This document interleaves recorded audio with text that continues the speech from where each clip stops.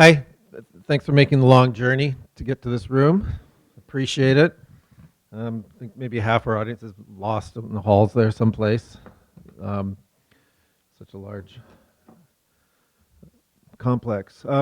Okay, so knowledge management at a news industry. So what I'm going to talk about here is just a particular application of Semaphore, um, or a particular use of Semaphore in a particular industry sector and in a particular firm with its particular needs. So we'll be talking about the news industry quite a bit and also one particular news agency, which is kind of typical of news agencies across the world. Every country has at least one wire service news agency, and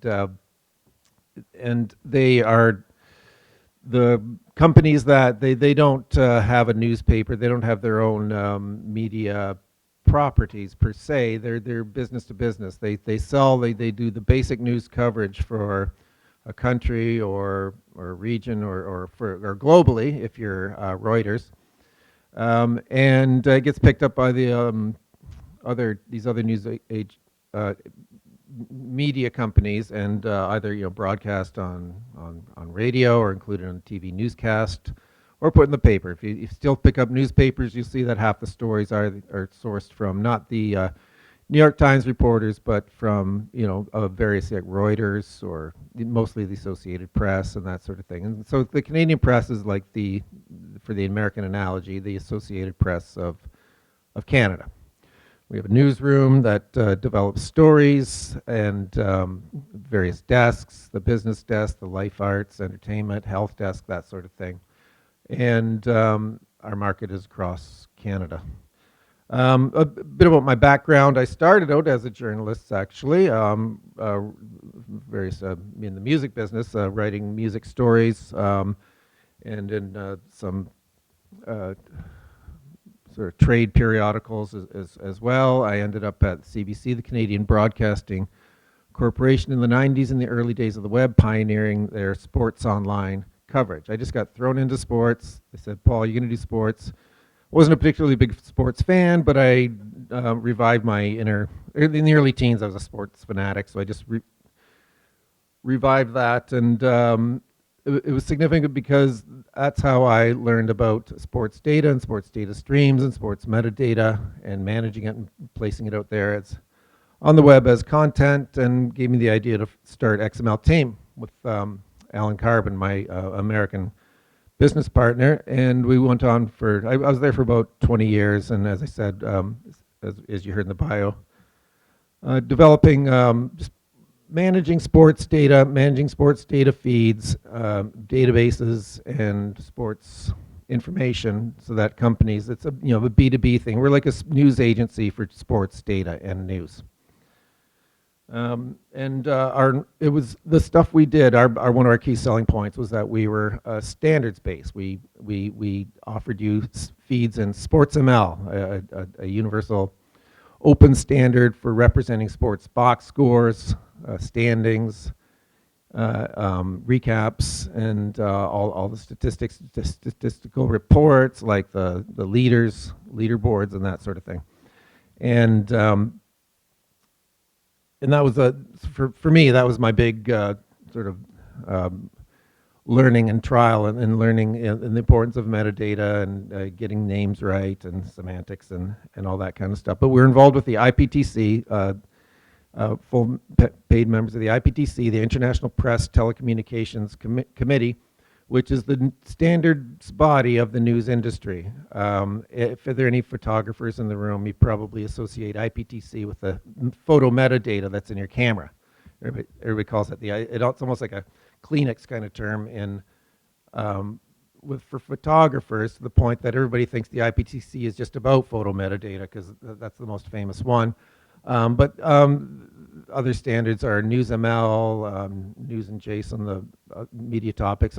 You'll see a bit about those. But anyway, I'm still involved with the IPTC. Semaphore, MarkLogic are members as well. Drew here participates with me in the sports content group because we're still doing sports data modeling now. We're developing an ontology to model sports results. Anybody wants to talk about that over Lunch, come up to me because I love to talk about that. And anyway, I've landed for the last few years at the Canadian Press, it being the news business. I always kind of wanted to join a news agency, sitting around the table as the sports guy at, around people who work for Reuters and the Associated Press and all that. And so now I'm having fun doing stuff at the Canadian Press and helping them get their tagging, their story tagging done properly. And that's that'll be the story I tell you here. The Canadian Press, just a bit of a background, it's established in 1917. And like many news agencies, I think Associated Press was like this too, and they might still have some cooperative aspects to it, but it was like a co-op pool. Like all the papers contributed, and then they could, as they contributed, they could take other people's stories and that, and they could have a pooled newsroom. That broke down sometime in the early 2000s for CP. I don't know about the history of it at AP or some of the other news agencies. Maybe some still are around the world. And we're now for-profit, selling news. We're owned by some significant media companies in Canada, the Globe and Mail, Torstar, Globe and Mail, actually that would be Thompson. Thompson Company owns the Globe and Mail. Torstar, which owns the Toronto Star, and La Presse in Quebec. Like I said, we're a wire service for news, comparable to AP, Reuters, AFP, Bloomberg, might be names that you've heard. My volume's okay here? Okay, good. What do? We produce text, audio, photographic, video, graphic content as news and distribute it. In French and English. Canada has 10% of the population or more is francophone, and so that provides a challenge for any truly national organization. They have to be bilingual. Some of our other services are media monitoring for corporations. Because we deal with so much news, we can also sell services to companies that are interested in when their name pops up in the news, and to help them keep track of what's going on.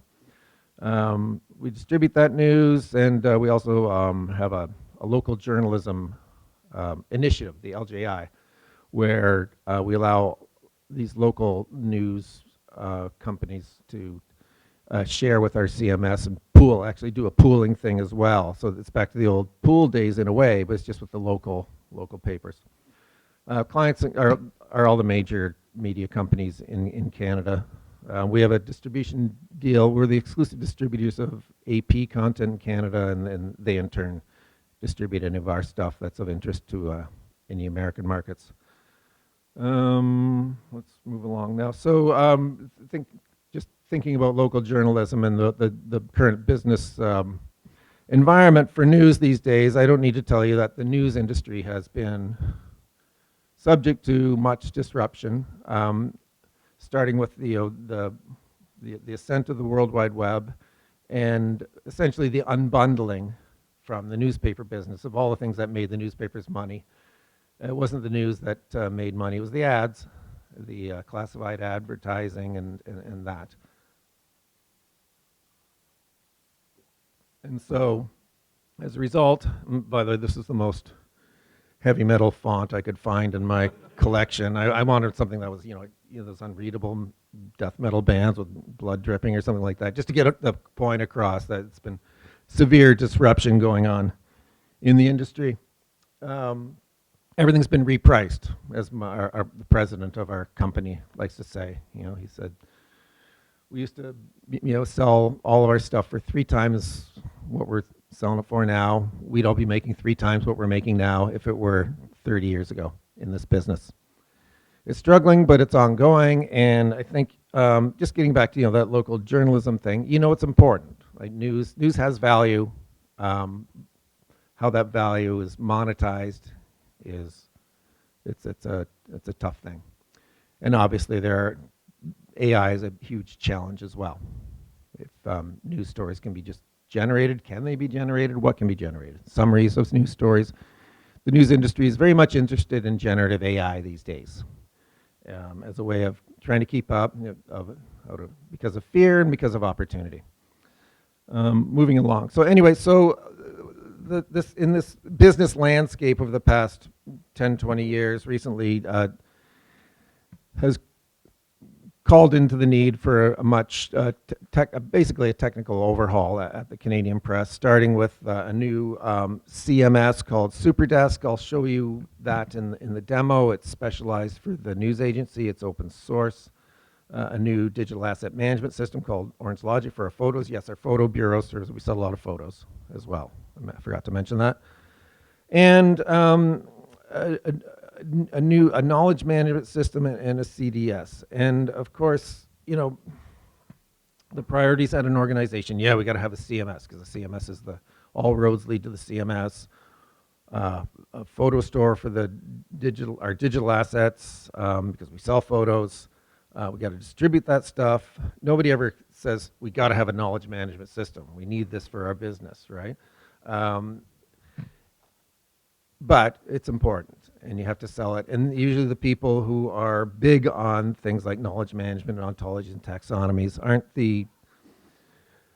not the kind of people that you have in the sales department. They're not the ones who are the loud, brash sales kind of people, but they make their case quietly, and the needs arise organically within the organization when CP, for example, realizes we got to have proper, good metadata and tagging and subject tagging of our stories so we can have good, better products. And that's where Semaphore came in to help us tell us to automatically, we know what our stories are about, but we need a machine to market for what it's about and build our products accordingly. So I'll show you some of those products in a bit, but let's just go back to news metadata. What is news metadata? And so it can be a number of things, there's the subject matter of the news, there's the topics that it's about, the people in the news, the companies, etc., the entities. There's the audience it goes for. Is it for the Atlantic? Is it for a particular demographic? Or is it people living in a certain city?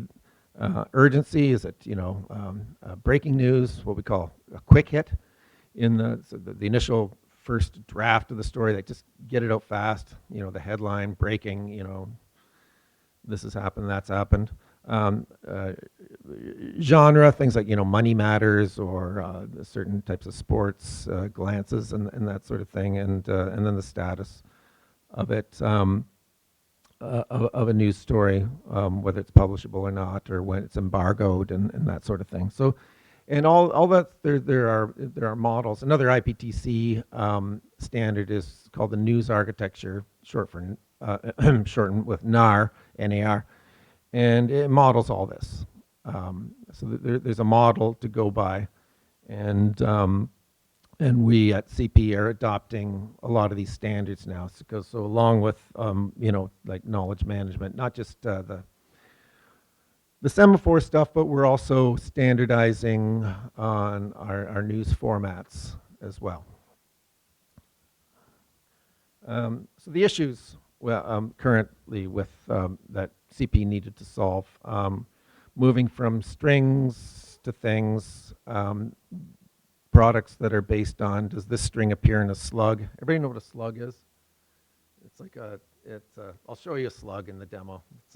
It's not the thing crawling around outside now in the wet. It's a little kind of a story identifier that says, U.S. election 2024 theme kind of a thing that's attached to every story, and I'll illustrate for you. So, what's it say in the slug? What is this string in the headline? And so we had a way of routing these stories to the correct product, but it wasn't a very sophisticated way. We needed some semantics and some ability to tune it up.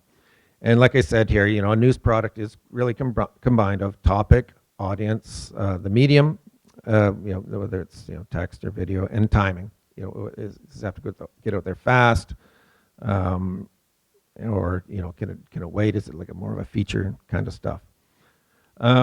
taxonomy management was an issue at CP. We had different taxonomies for news. We had a different one for photos. We had sales. We used their own terminologies, and so it was siloed. And we're not talking about a big company here. It doesn't matter. What I've found is that it doesn't matter how small a company is. It can silo off if it's just two people.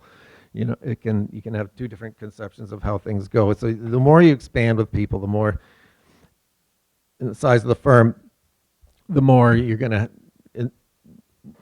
succumb to these issues, and you need some sort of centralized control, a source of truth for your knowledge, and what are your basic terms and the language that you use, and how do you classify things.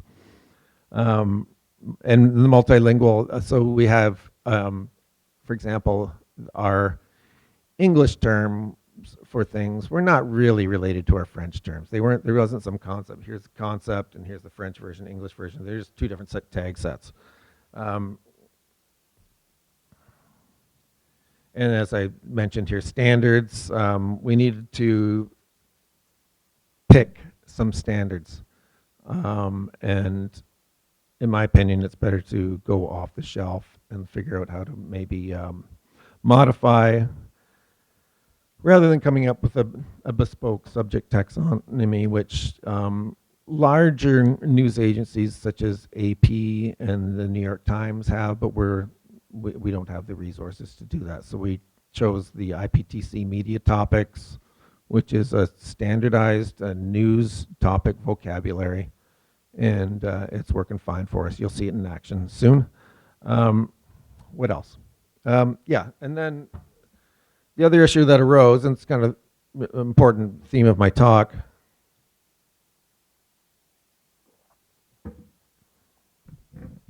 with the dawning realization within the organization of the value of metadata, is what are the knock-on effects? It's not just something you add to the company, and that's the company with good metadata practices, with good tagging.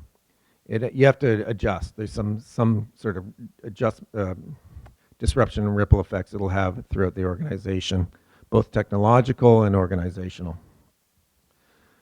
Technologically speaking, it was going to, somebody had to start to take control. You establish a source of truth with shared technologies, and everybody has to adhere to those things: programmers, sales and marketing, and editorial. You need to have dedicated managers for that. And then they have to be in charge of the products and monitoring those products and making sure that they're going out to your customers.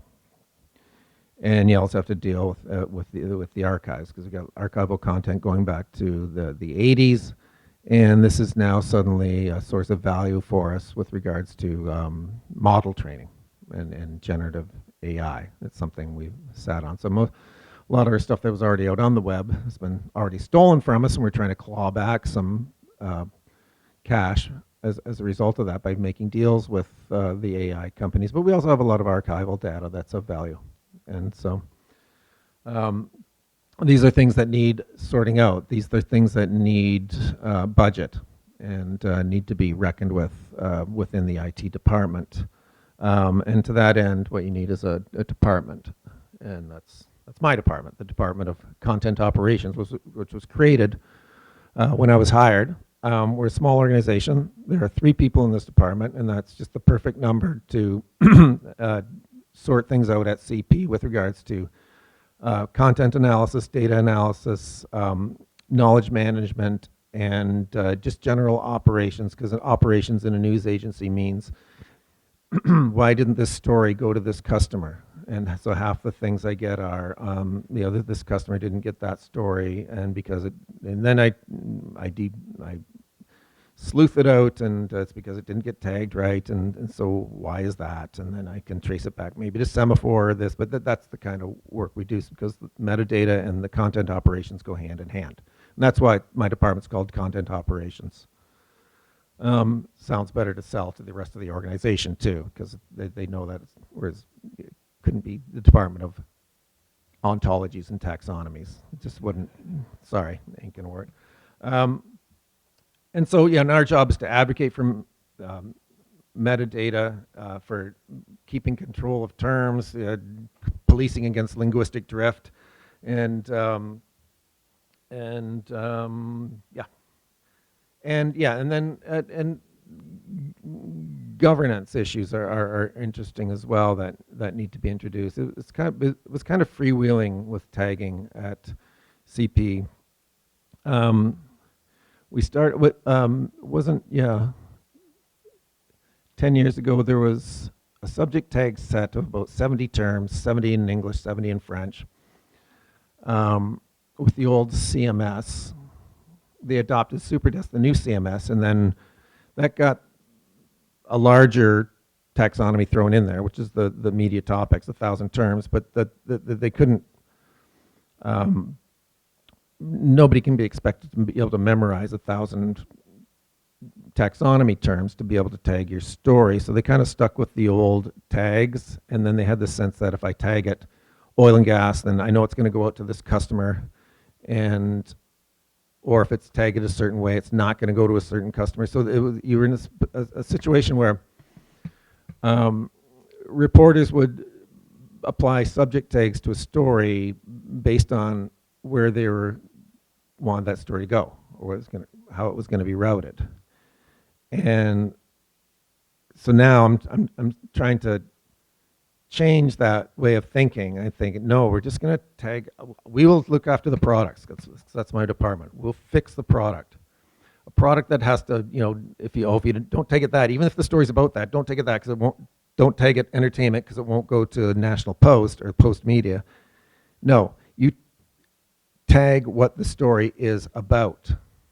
Just do that. If the story's about that tag, that is the best tag for that story. And anything that prevents it from going, what happened?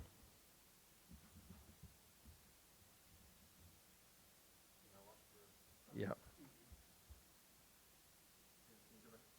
I think I'm back. Oh, really? Oh, I'm sorry. Yeah, the cord is a bit, Teams?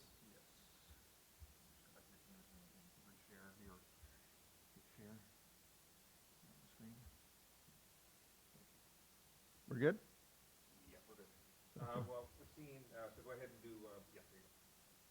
Sorry for that. Okay, I'm going to be really careful with that cable.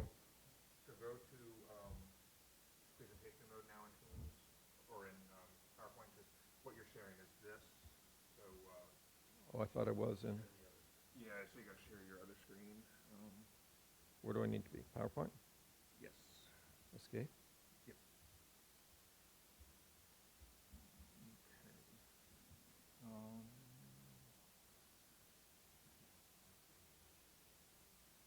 Is it in Teams?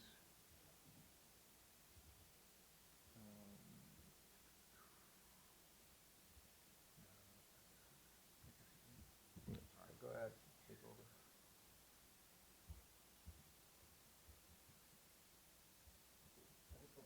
Yeah. There you go.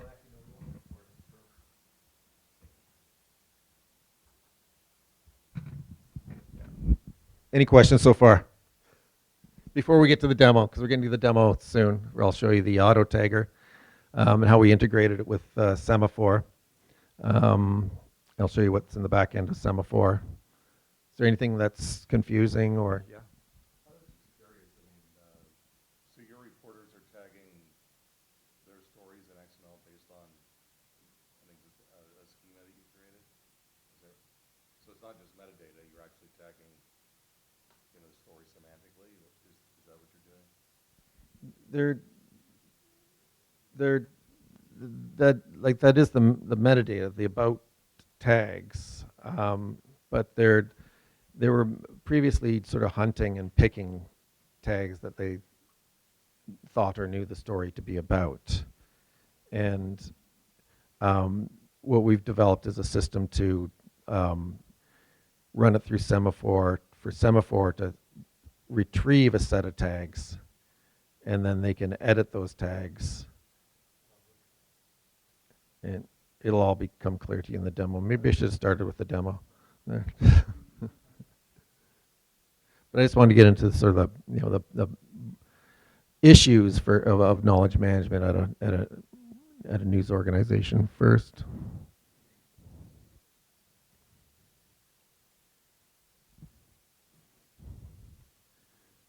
Yeah.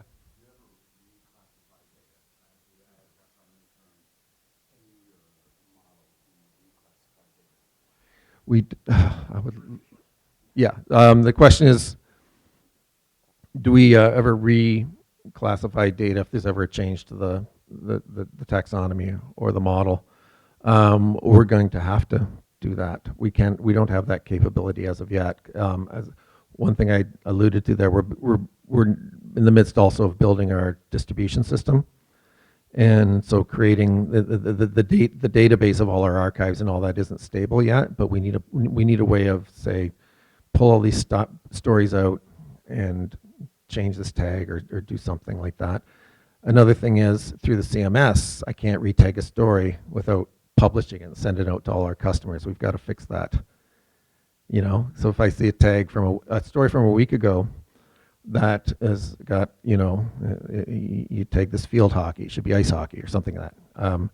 I can't change it without republishing the damn story. And so I know other organizations like the New York Times, they do that all the time. They retag. And I would love to have that. I'm going to need that capability. It's just going to have to be one of my bigger asks. Are we all sorted now? Okay, thanks. I'll be really, it's just because the HDMI cable came loose. And time, okay. What are we at? Okay, yep. That should work. Where was I? Yes, this one right here. Yeah, so governance, tell the developers to respect taxonomies and respect controlled vocabularies is another something that organizationally needs to, culturally, the mindset has to arise. And then just interact with editorial. Tell them why, we have certain tags, why we cannot have certain tags, have discussions. There's lots of issues. We haven't had these meetings yet because of some churn in our editorial, but I've got a whole list of topics we want to address, like why Instagram isn't a company and that sort of thing. Instagram's a product. So, so what? We write stories about Instagram, tag it Instagram. Okay, but we have to somehow, we have to have an ontology that has to be realistic and, the lines, or where do we get pragmatic and perfectionist? These are the kind of things that'll be discussed. And reporters don't like to be told they're wrong. So it's not a company. There's no CEO of Instagram. It's a Meta. It's a product of Meta. According to Wikipedia, anyway. Of course, the first, and then they come at you. We shouldn't be referring to Wikipedia for. So, maybe they're right. Anyway, the auto tagger. We needed auto tagging. We needed easier auto tagging. We needed more consistent and precise tags, metadata on our story, because we can't be sending, hockey stories out in a oil and gas product. Because those are the kinds of things that happen because the Edmonton Oilers are in that story, right? So we need to know what Edmonton Oilers is a hockey team and oil and gas is an industry. Richer, we were set of tags. We're only tagging for subjects. Now we can do companies, people, places, and events, and then integrate with our CMS. So here's the demo, and I'll just carefully switch over to here's Semaphore. Okay, so our old tagging system right here. This is the old system. It has a rule system as well. You can see, end content contains words self-driving or vehicles, vehicle, electric, and you think, okay, well, so why do we need Semaphore? We've got this kind of rules engine here. Well, it doesn't have any semantic knowledge. It doesn't have, you can't make any relationship, like say that Unifor is a company or NAFTA is a a sort of, an agreement. Magna is a company, has a CEO, and it belongs to this topic or that. It's just all a bunch of string management of managing how strings appear in a story. We can define that tag automotive here, and then relate it to all these organizations, and as well as all this linguistic evidence in English and French, and knows that it's the same concept regardless of language. And I'll show you how it works. And so before, for example, here's the old, for those who are curious, here's the old way of tagging, sort of hunt and peck. You got a story, then you sometimes have to go down like several levels of hierarchy, and here's down to 4 levels. So if it's about, video games, you'd have to go down 4. You'd have to know that tag was there. You couldn't search. There is a search here, but it has to be exact match. So the new way, calling back to the Semaphore APIs, which we integrated here in SuperDesk. By the way, this is the SuperDesk. I'm in the business desk here for SuperDesk. You can see all the various stages of a story that what's being written on, waiting for editorial to be approved or embargoed or something like that, and then there's the output. And and so we put this little widget in here, the auto tagger, which I'm going to run, and it should tag this story. And you can see that it found the subject matter of the story, what the story is about. You'll notice that it maintains the hierarchy of the taxonomy, so that if the story could be in a specialized vertical product for oil and gas, but also go into our main business feed. It found 2 relevant organizations, a relevant person, and some relevant locations. John McKenzie, the CEO. This is a straight up quarterly results story for an oil and gas company. So it's a sort of typical news story that we'd be writing from our business desk. And from here, so this is what the editor gets back. It sends the story out to Semaphore, fetches back all these tags, and now we have an interface in which we can edit it. So what I'm going to do is I'm going to say, okay, we haven't set up Semaphore, I guess, properly to find out when a story is about quarterly results. We can go back and do that. We can fix it because we have full control over that with the Semaphore interface. It's wonderful, but what we need is what's the word? Corporate earnings. Yeah, so there. So I typed in the word results. In fact, I was having trouble remembering that tag name or even what the clue was for it, but because result is stored as evidence in the back end, I can find it, and I can add that tag in there, and notice how it preserves the hierarchy. It's another business term, and it just slots right in there. So that's an enhancement to that tag. So basically, we got an earnings report in the oil and gas industry. So we're getting close to what this story is about. And then for Cenovus Energy, Trans Mountain Corporation doesn't really have much to do. Everything, all the gas and all, I don't know, well, anyway, the hydrocarbon products go through the Trans Mountain pipeline anyway, and just because that pipeline gets mentioned a couple times doesn't mean it's about that company, so I can get rid of it. There, simple, get rid of the tag. I might think that there's a tag missing. I might think there's an ice hockey angle to this story that was missed somewhere. Like there was Wayne Gretzky showed up at the quarterly meeting and made a rah-rah speech or something like that. Or maybe Neil Young did to chastise them all about the environment. Is Neil in here? There he is. Yeah, we'll put Neil Young in there. Why not? So there. So I'm able to search tags. What I just did. Now, say there's somebody missing. Say there's somebody like, but Neil Young, he was there with Machine Gun Kelly. Hey, let me make sure Machine Gun Kelly's not in here, is he?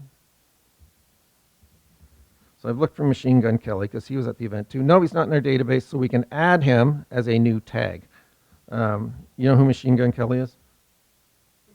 rapper, or kind of no relation. Type person, description, whatever. And then I can add him in there, and there he is. Okay. So we can get tag, add more tags, find, get tag, search and add tag, remove tag, and create tag. Basically the 4 functions of the auto tagger. I can save these, and there they are now, part of the story, and the story is ready to be published. And the back end of this, as I said, is right here. I'll show you our back end in Semaphore here. So you can see our world is all about events, organizations, people, places, and media topics. So we imported the IPT standardized media topic vocabulary in here, and that's our main. Most of our products are going to be about these themes or these subject matter, and it's thousands and thousands of. A thousand of these things, and it's much easier now for the journalists to find them because, for example, if they just type in car, they're going to get the proper tag automotive, and they can add that tag because all the related evidence helps them with it. We can say, negative evidence, thing is collision, crash, hit by, struck by. That's not an story's about cars, but it's about cars crashing. It's not about it's not a business story about the automotive industry. Related to all these companies here, the company that we dealt with in our story there, Synovus Energy. Proper name of it. There's the topic, oil and gas, and there's the CEO, John McKenzie.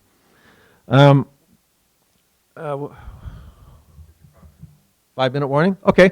I've pretty much shown you everything. It's too bad we had that little delay there, but I think I got through it all.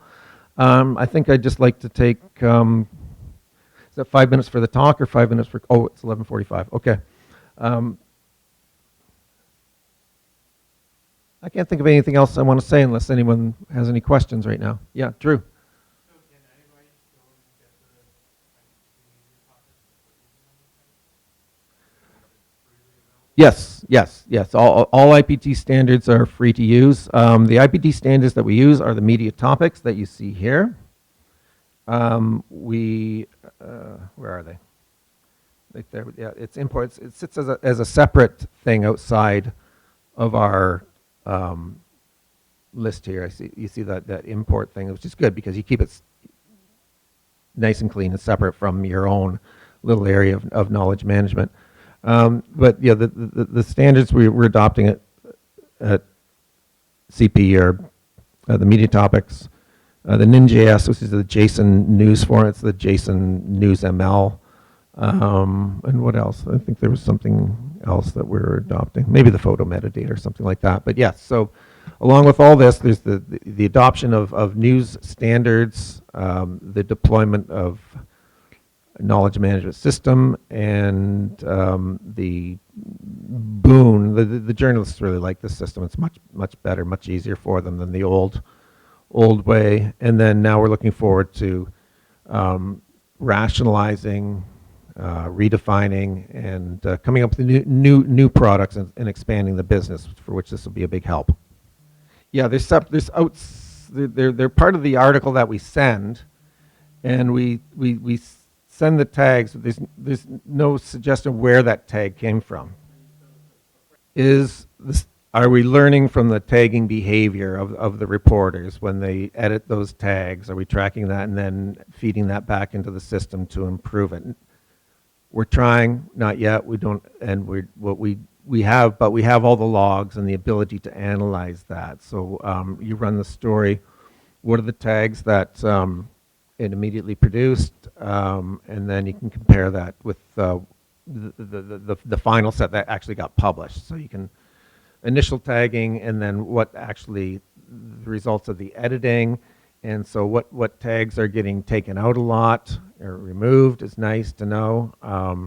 What tags are not getting added, and actually in our metadata we've got the ability to say whether it was machine or human added.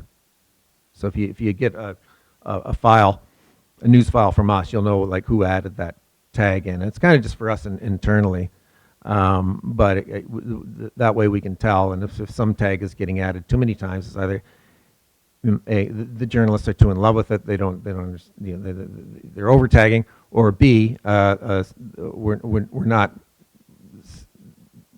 creating, we don't have enough evidence or something, that tag, we're not doing a good job with that tag. We got to beef it up a bit. So I'd say it's a popular feature, and we've got, that's all right. The question was, is when the journalists add the tags, the create new tags, does that happen a lot, and how are we interacting with the reporters, and how does that affect our setup of the model?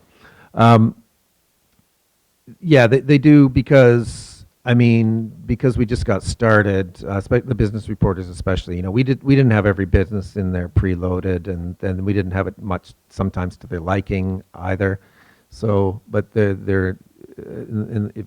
got everybody set up in different channels set up in Slack. So on the business desk, you know, they love to tell us all the companies that they just added in there, and then then we get around to adding them in and then publishing, and then every once in a while we have a dispute, like over Instagram or something like that. And so, you know, yeah, so it's yeah, it's used quite a bit. Yeah, so the question was about the timeline from when the need arose, or the will arose within the company to get this done, to when we finally went live.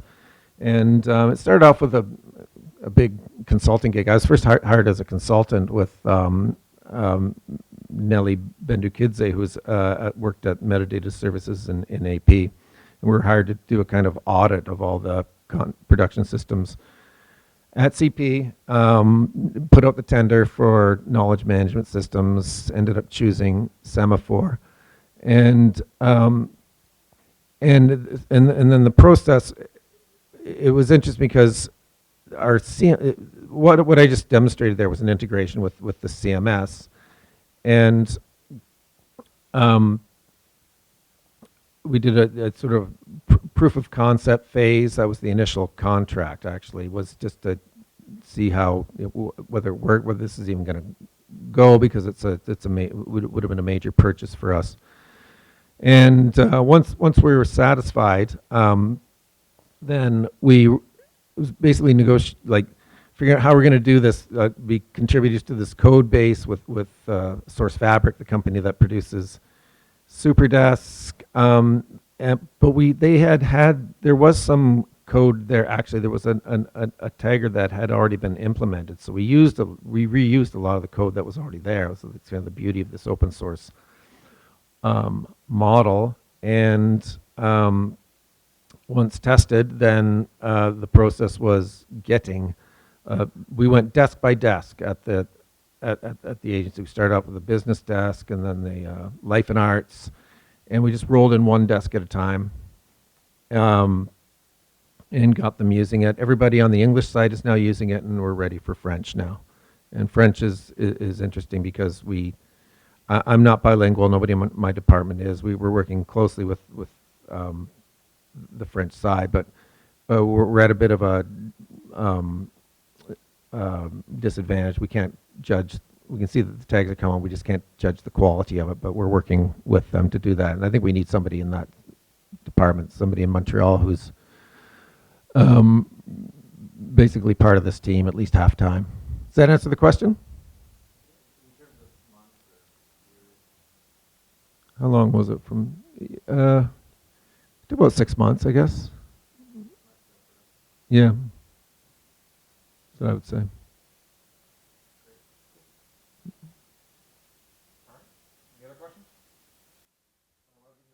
Thank you very much.